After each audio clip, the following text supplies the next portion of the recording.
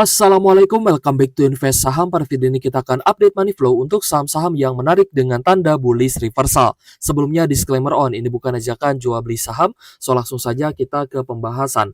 Jadi sebenarnya sangat mudah untuk kita mencari saham-saham yang berpotensi rebound lagi dari harga bawahnya. Apalagi memang saham tersebut sedang diakumulasi. Tinggal kita gunakan saja fitur stock screener yang ada di Stockbit Sekuritas, aplikasi saham terbaik yang saya gunakan untuk berinvestasi.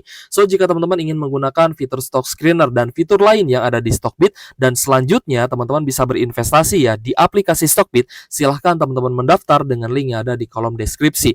Karena di sini ada banyak sekali preset screener yang bisa kita gunakan, baik dari indikator fundamental ya, seperti market cap, lalu ada juga besaran dividen, dan juga teman-teman bisa menemukan di sini banyak sekali indikator teknikal yang juga bisa teman-teman gunakan. Misalkan di sini ada rebound on bullish trend atau reversal on bearish trend. Pokoknya banyak sekali guys ya preset screener yang bisa teman-teman pakai. Nah, di sini kita sudah menemukan ya beberapa saham yang saya rasa cukup menarik untuk kita pantau di hari Senin, apalagi memang ya saham tersebut sudah mengalami koreksi cukup dalam. Jadi untuk jangka pendek dan jangka menengah saham-saham ini saya rasa bisa ya memberikan kita cuan dari capital gain dan bahkan lebih tinggi dari dividen yang ditawarkan. Oke guys, jadi saham pertama yang akan kita analisa pada video ini adalah saham Inco, di mana Inco memang masih dalam posisi yang bear ya guys ya, atau downtrend. Di sini masih bearish ya untuk Inco-nya.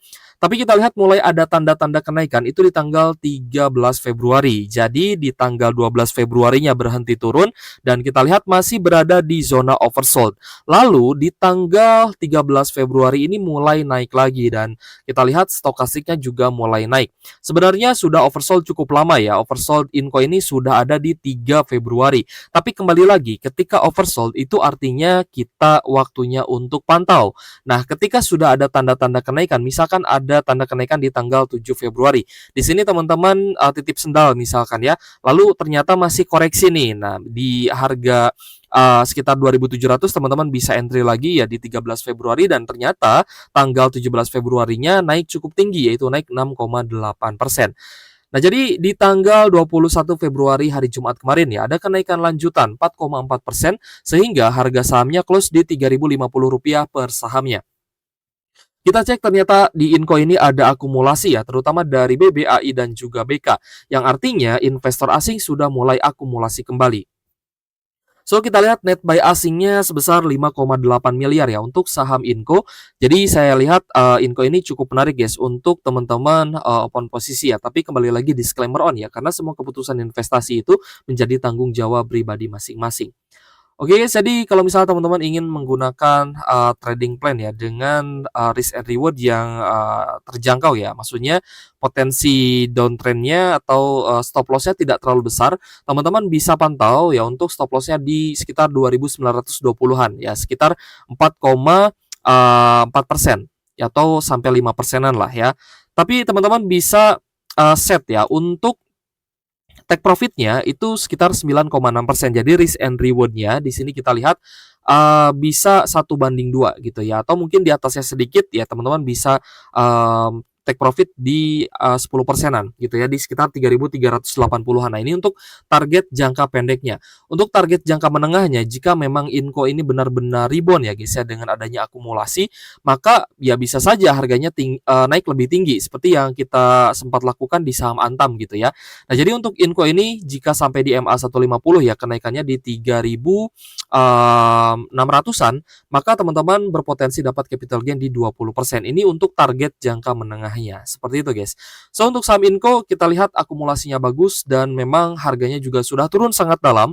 Jadi ya meskipun ada juga ya potensi untuk bisa menjadi area lower high, tapi setidaknya teman-teman bisa nih memanfaatkan potensi kenaikannya dengan adanya akumulasi, maka ini menguatkan ya bahwa ada tanda-tanda reversal untuk saham Inco. Namun kita pun melihat bahwa harga nikel dunia ini masih cukup sideways di sekitar 15.480 USD per tonnya. Ya, jadi memang belum ada tanda-tanda kenaikan ya untuk harga nikel di global seperti itu. Bahkan masih ada koreksi 1,4% untuk harga nikel pada hari Jumat kemarin. Jadi saham selanjutnya yang kedua adalah NCKL. Nah, memang NCKL ini juga sudah turun sangat dalam guys. Dari ya kalau misal kita lihat ya dari area high di seribuan ya. Ini sudah turun sampai di 600-an ya, bahkan kemarin itu turun sampai di 610 ya. So, untuk NCKL kita lihat di hari Jumat itu mulai ya ada tanda kenaikan 7,2%, close di Rp665 per saham disertai dengan adanya akumulasi.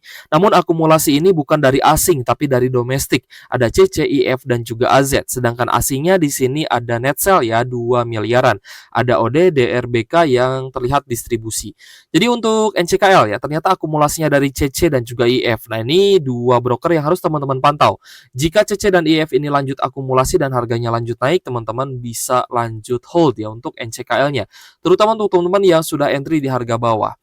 Nah, untuk potensi risk and reward-nya kita juga bisa set ya, bisa 1:2 ataupun lebih. Nah, di sini untuk stop loss-nya mungkin teman-teman bisa set di sekitar 640-an, sekitar 3,9 sampai 4%-an ya. Kalau misalkan turun balik lagi ke zona support, lebih baik teman-teman pantau dulu saja ya, karena ada potensi bahkan bisa saja patah tren. Meskipun memang NCKL ini adalah saham dari grup besar. Nah, untuk target awalnya teman-teman bisa set di MA50-nya yaitu sekitar 725 ya. Dengan target jangka pendek di 8,8% ya. Jadi di sini sudah 1:2 ya potensi risk and reward-nya. Di mana potensi resikonya di 3,9 sampai 4%, tapi potensi capital gain-nya yang bisa teman-teman dapatkan sebesar 8,86%. Jadi sudah cukup menarik untuk NCKL meskipun asingnya masih ada net sell. Namun meskipun demikian kita melihat ya asingnya sebenarnya ada akumulasi itu di 7 Februari sampai di 19 Februari. Jadi baru 2 hari ini asingnya net sell. Oke guys, selanjutnya saham ketiga adalah PGEO, di mana Pertamina Geothermal ini masih inline ya dengan strategi yang sempat kita buat ya ke teman-teman. Waktu itu memang cukup sideways sekitar di 14 Februari sampai di 18 Februari, tanggal 19-nya mulai naik ya. Jadi untuk Pertamina Geothermal di hari Jumat kemarin ada koreksi 2,14%, close di Rp915 per sahamnya. Jadi memang meskipun ini tanda-tanda kenaikan ya, tapi semoga saja lanjut diakumulasi sehingga harga sahamnya bisa naik lagi meskipun memang kemarin ada koreksi. Dan kita lihat ada akumulasi terutama dari investor domestik ya, ada PD, AO, dan juga CP. Sedangkan asingnya net sell 579 jutaan. Ada ZP, AK, CC yang distribusi. Jadi menurut teman-teman gimana nih? Apakah PGEO menarik atau tidak ya? Boleh tulis pendapat teman-teman di kolom komentar karena kita melihat memang harga sahamnya ini sudah turun cukup dalam ya. Jadi kalau misalkan dilihat secara fundamental dan dibandingkan dengan saham brand, memang PGEO ini secara laba ya jauh lebih besar dibandingkan brand. Tapi karena brand itu milik konglomerasi ya dan harganya juga dijaga gitu ya oleh Pak PP ya, maka harganya juga lebih tinggi ya dibandingkan Pertamina Geothermal. Bahkan PGEO ini rutin bagi dividen. Nah, jadi kita pun melihat bahwa sudah turun cukup dalam ya untuk PGEO. Jadi kalau misalkan memang ini waktunya naik, maka teman-teman bisa cuan juga nih dari capital gain di saham PGEO. Selanjutnya INKP ya. INKP ini kita lihat memang cukup sideways meskipun di tanggal 13 Februari sempat ada kenaikan 5% dan di tanggal 17 Februari juga naik 4,9%. Jadi di 4 hari terakhir cukup sideways untuk INKP di 6.300 per saham. Untuk INKP ada akumulasi ya terutama dari ZP, AK dan juga CP, asingnya mulai net buy 2,7 miliar.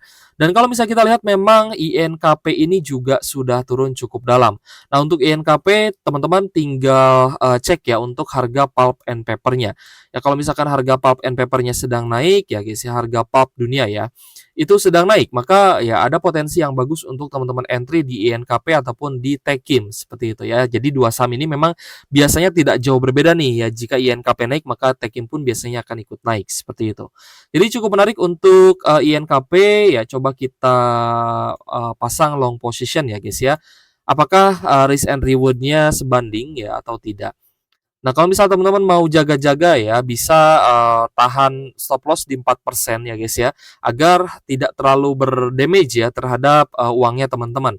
Tapi teman-teman bisa targetkan ya risk and reward 1:2, berarti bisa di 8-10% ya untuk target take profit awalnya. Namun, jika ternyata kenaikannya signifikan ya, teman-teman bisa lanjut hold. Sebenarnya seperti itu guys.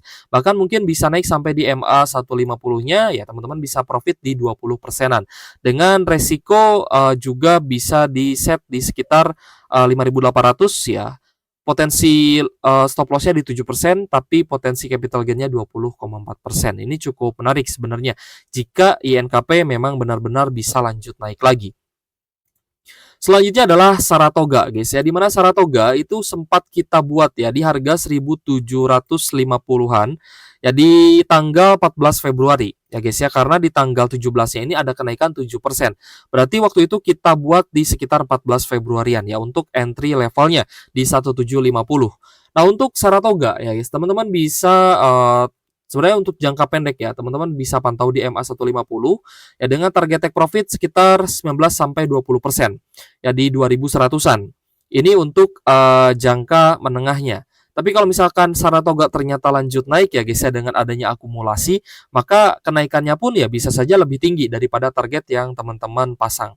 So untuk Saratoga kita lihat memang masih cukup sideways, masih close di Rp1.890 per saham, dan kita lihat ada akumulasi ya, terutama dari YUA, IAG, dan juga YP. Asingnya net buy tipis hanya 60 jutaan saja. So, untuk Saratoga, teman-teman bisa pantau ya, karena memang Saratoga ini saham yang rutin bagi dividen juga. Jadi nanti untuk rilis kinerja kuartal 4-nya pun nanti bisa kita lihat ya setelah laporan keuangannya keluar. Dan teman-teman bisa akses juga di Qstat yang ada di Stockbit Sekuritas. Selanjutnya adalah saham MDKA ya, di mana MDKA ini juga mulai ada tanda-tanda kenaikan itu di tanggal 10 ya sampai di 13 Februari. Ini terus mengalami kenaikan guys. Bahkan di 13 Februari itu naik 10%. Ya hopefully teman-teman sudah masuklah di MDKA ini karena sudah cocok ya untuk entry di harga bawah. Untuk trend following juga masih oke sebenarnya ya selama masih ada akumulasi, meskipun memang akumulasi ini adalah dari domestik ya, bukan dari asing. Asingnya net sell 10 miliar, sedangkan domestik akumulasi ada LG dan juga BB yang net buy. So untuk MDKA semoga bisa lanjut naik lagi sehingga teman-teman yang sudah entry di harga bawah di sekitar 1.300 sampai di 1.400-an, teman-teman bisa cuan lebih besar lagi ya dari capital gain yang kalian bisa dapat di MDKA. So selanjutnya kita akan bahas juga saham SMGR guys. SMGR juga sebenarnya cukup menarik ya, meskipun kita belum tahu nih apakah kuartal 4-nya akan bagus atau malah akan lanjut turun. Tapi untuk saham-saham fundamental ya seperti SMGR ini lebih baik teman-teman wait and see dulu ya, meskipun kita sudah melihat adanya tanda bullish reversal. Jadi mulai naik itu di tanggal 13 Februari ya sampai di hari kemarin ada sedikit kenaikan 0,3% ya hari Jumat lalu, close di Rp2.790 per saham dengan adanya normal akumulasi terutama dari AK dan juga PD. Dan jadi asingnya pun memang net buy 2,8 miliar dan mulai masuk itu bahkan sejak di 9 Januari ya guys ya. Sampai di awal Februari pun asingnya masih terus entry ya bahkan sampai hari ini. Jadi untuk SMGR ya guys ya, untuk saham sektor semen ini lebih baik teman-teman pantau sampai rilis kinerja kuartal 4 ya. Bahkan jika nanti kuartal 4-nya jelek, harga sahamnya turun, teman-teman bahkan bisa entry lagi di harga yang jauh-jauh lebih murah. Itu yang harus teman-teman perhatikan ya untuk saham-saham secara fundamental, secara makroekonomi. Jadi ada beberapa pertimbangan ya sebenarnya untuk kita entry di beberapa saham. Dan memang untuk saham-saham yang secara sentimennya masih positif, teman-teman tidak ada salahnya untuk coba entry seperti itu. Oke guys, jika ada pertanyaan boleh tulis saja di kolom komentar ya. Semoga pembahasan kita pada video ini bermanfaat untuk teman-teman. Sekali lagi untuk teman-teman yang ingin menggunakan fitur-fitur lengkap dari Stockbit, silahkan teman-teman mendaftar dengan link yang ada di kolom deskripsi. Oke guys, thank you for watching. See you on the next video. Wassalamualaikum warahmatullahi wabarakatuh.